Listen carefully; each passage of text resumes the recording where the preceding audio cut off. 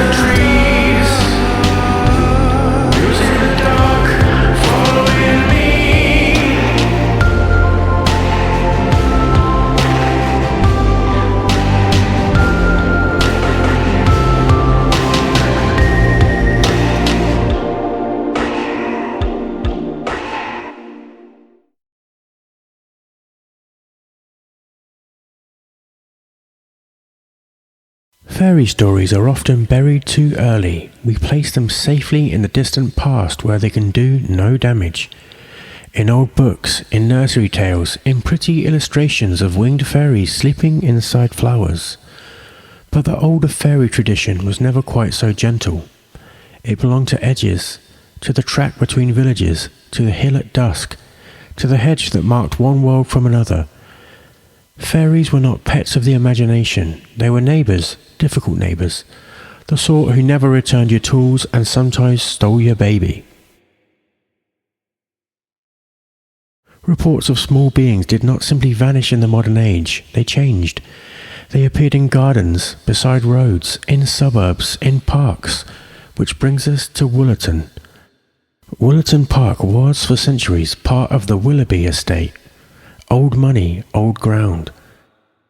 Researchers have noted that almost every significant encounter in this story took place on land that once belonged to the Willoughbys. As if the ground remembered something or kept something small. In 1900, a woman named Mrs. C. George saw little men near the Wollaton Park gates, between 2 and 3 feet tall, smiling, happy, wingless. She was simply walking past on the pavement, and there they were. Marjorie Johnson of the Fairy Investigation Society later confirmed she had received several previous reports of little people. Not one report, several. The park had a history, a quiet one, but persistent. Then there is Mrs. Brown. Her account sits just weeks before the children's September encounter. She reported being led telepathically through Wollaton Park by a group of gnomes, from one beauty spot to another. At each stopping place a feather had been left for her to find, waiting, as if the park had been arranged around her, as if something was stirring in the old ground. The children themselves had apparently seen gnomes in Wollaton during the summer holidays 2 or 3 months before September. The park had already had a private mythology among local children, a hidden map, places where the ordinary rules loosened slightly. Children do this. They name the world differently. Adults see paths, fences, benches, signs, bins and opening hours. Children see kingdoms, forbidden corners, swamps, places where something might be hiding, places where something might be waiting. Wollaton Park had all the right ingredients: old land, dark trees, water, deer, a great Elizabethan hall watching from the rise. And on an evening of the 23rd of September 1979, something was about to step out of that shared space, or at least that is what a group of children would soon claim.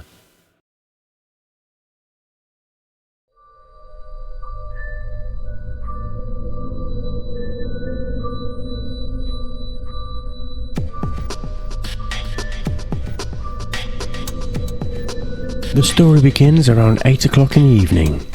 By then the day was gone, not fading, gone. It had been a rainy day. There was only weak moonlight, some distant street lamps, but inside the park, beneath the trees, the world would have been dark. 6 or 7 children, aged between 8 and 10, had already been wandering where they probably should not have been. They had visited a school after hours. Then they entered Wollaton Park, which was officially closed.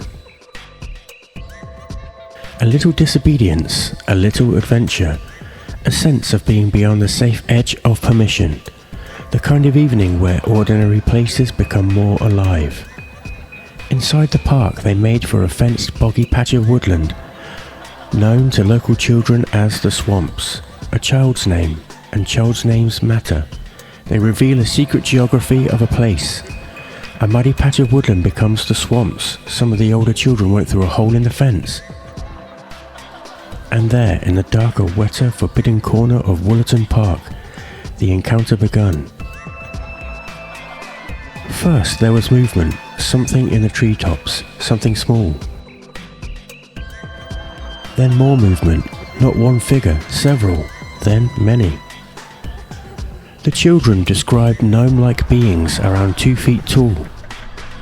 Wrinkled faces, perhaps with a faint greenish tinge.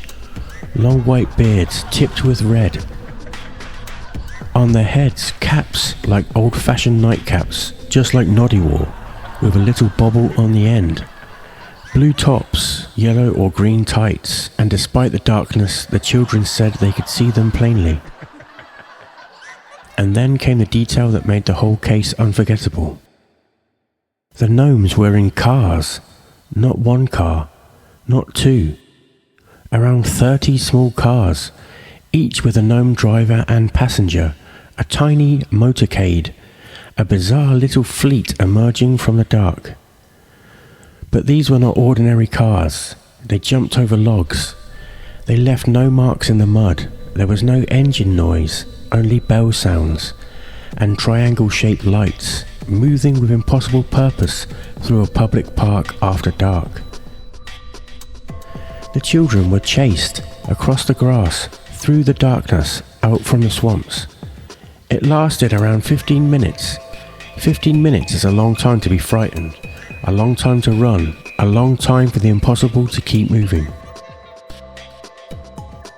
At one point, 2 of the children ended up in marshy mud.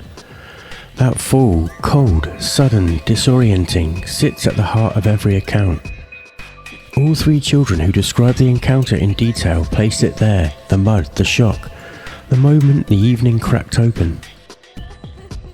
Eventually the children ran for the exit, the gnomes followed, but only so far. In the older fairy stories, boundaries matter, the hedge, the gate, the point where one world gives way to another. The children crossed out of the park, the figures stayed within. It had a territory, a limit, a kingdom, and the story came out with the children.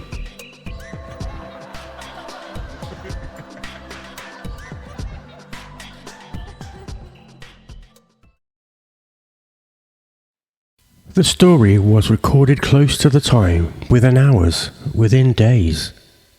Some of the younger children appeared to be traumatized. The headmaster took notice. He sat the children down separately, one at a time, and he recorded them.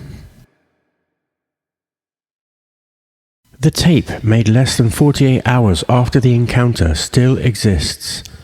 The transcript is available, and what it reveals is not the sprawl of an invented story.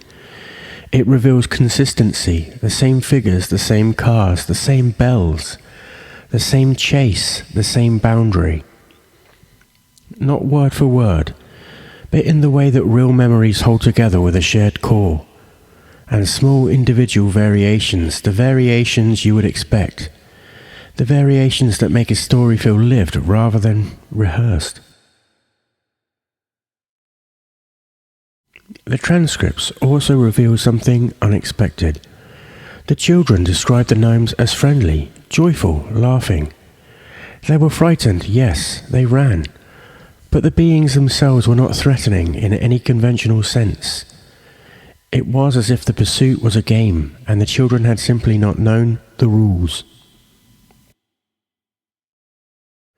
The headmaster was a skeptic. He did not believe in gnomes, but he was honest about what he heard. He later wrote to Marjorie Johnson of the Fairy Investigation Society, sending her the cassette tapes directly. His letter said, "I think the tape reveals the wide measure of the corroboration between the children, as well as the fluency with which they were able to describe the events. I remain skeptical as to the explanation of what they saw, but I am also convinced that the children were describing a real occurrence." Convinced not that gnomes exist, but that the children had genuinely experienced something. That sentence has haunted the case ever since.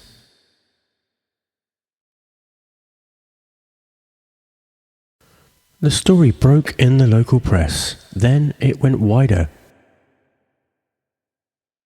A couple of the children even appeared on John Craven's Newsround, the BBC children's news programme, sitting very calmly alongside school trips and the price of bread, gnomes, in Nottingham, on the BBC.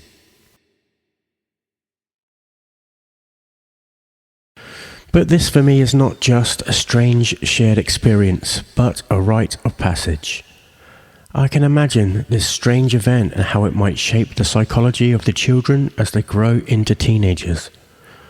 What a strange event to carry in your memory, and what strange events we all carry in our memory. When we are young, every day can be an adventure we choose. Most of us lose that light as we grow older. We lose it to the pressures of life itself. Marjorie Johnson investigated formally. Dr. Simon Young returned to the case decades later, gathering source material and essays into a dedicated book. And the witnesses, now in their 40s, have never given a verified public account. No confession, no reunion, no familiar ending, just silence. A door opened in childhood, then it closed, and no adult ever came back with the key. And those individuals have remained anonymous, and maybe, for them, that is for the best. That boundary of childhood lives in the forever, guarded by gnomes in tiny cars.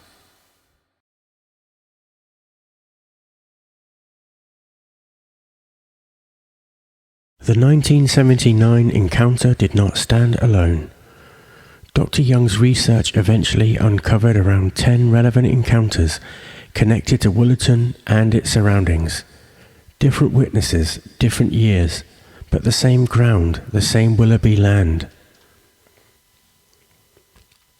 In the 2017 fairy census, an independent witness described laughing gnomes, driving little cars that seemed to hover above the ground, jumping over logs, making a buzzing, humming sound. He was so frightened he hid up a tree. He had not connected his account to 1979. The details arrived on their own. But the most remarkable parallel came not from Nottingham at all. It came from Cornwall. Around 1940, nearly 40 years before the children ran from the swamps, a woman named Marina Fry recalled a night from her earliest childhood. She and her sisters woke to a buzzing noise. One sister said it sounded like music and bells. They looked out the window, and there below them was a little man in a tiny car driving around in circles. He was about 18 inches tall, white beard, a droopy pointed hat. He drove in circles for a while, then he simply disappeared. Cornwall, 1940. No connection to Nottingham, no knowledge of Wollaton, and crucially, no Noddy. Noddy would not be published for another 9 years, and yet the tiny car, the bells, the beard, the pointed hat, the same impossible image arriving independently in a different county in a different decade. That changes the shape of the question entirely. The Wollaton gnomes are not a local oddity waiting to be explained away. They are the loudest moment in something much older, a pattern, a reoccurring encounter with the same small figures, the same small cars, the same bells in the dark.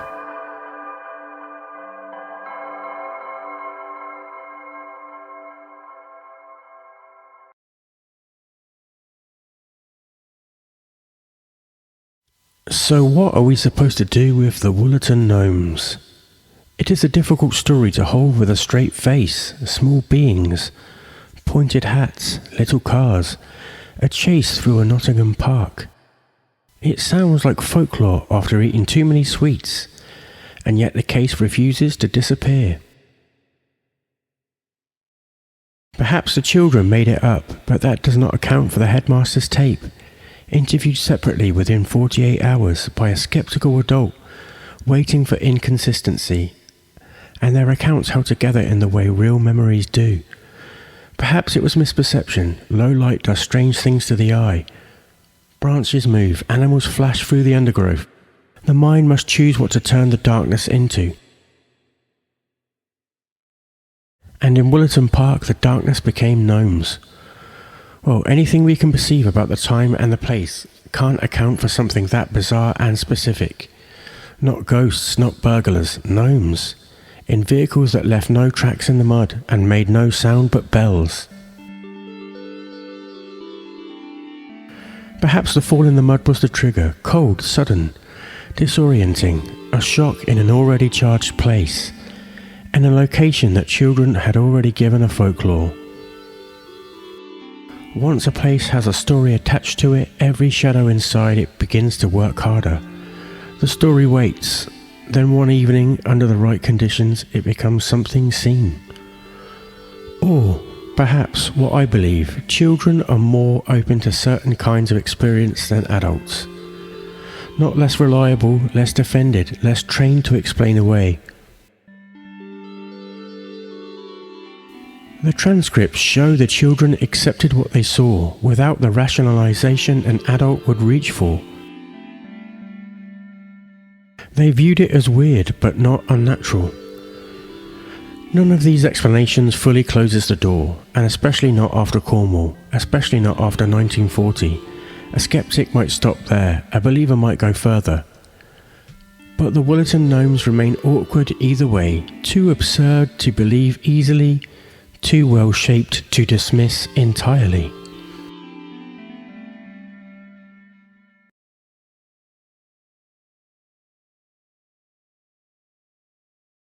There is one more thread worth pulling, one that Dr. Simon Young has explored in his research on this case, and it concerns Noddy.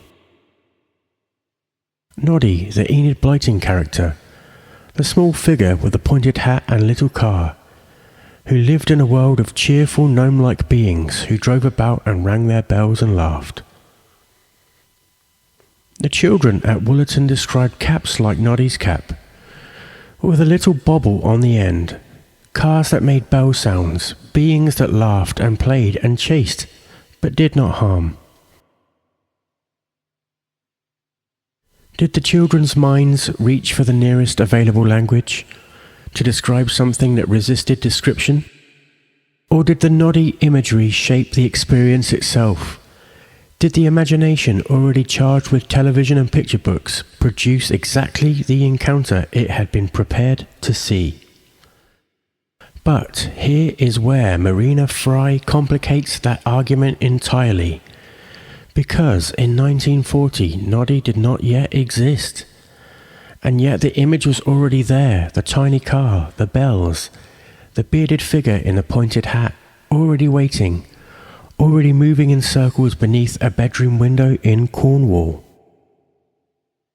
Fairy lore has always adapted. It changed from region to region, century to century, teller to teller.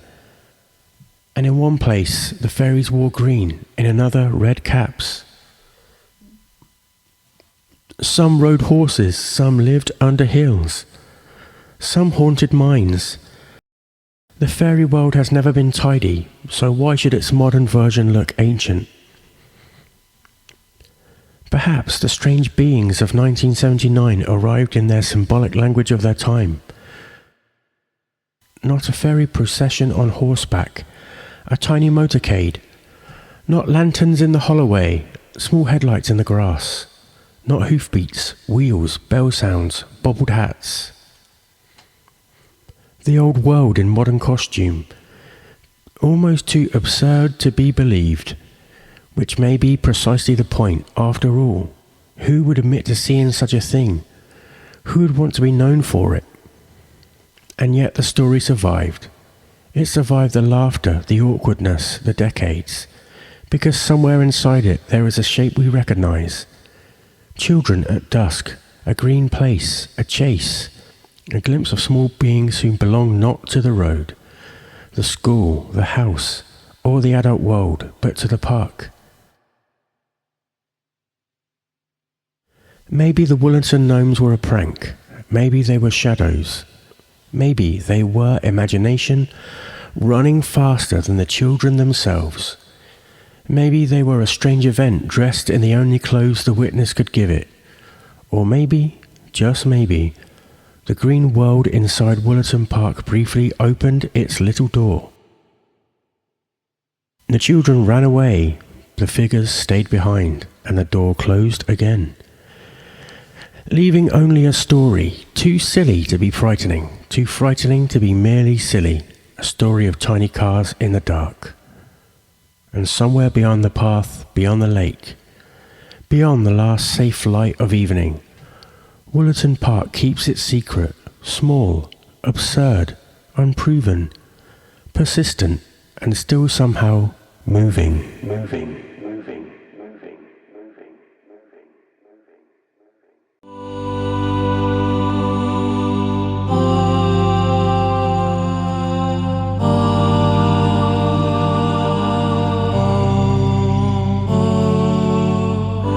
Say goodbye to the world you left behind. Say hello to a world you cannot know. Wave goodbye to your childhood and your toys. Wave hello to all the joys to come. We live beyond the boundary.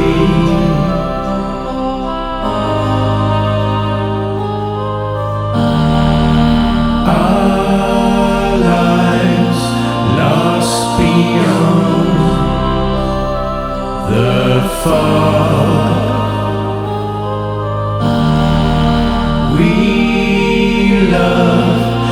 till it's gone.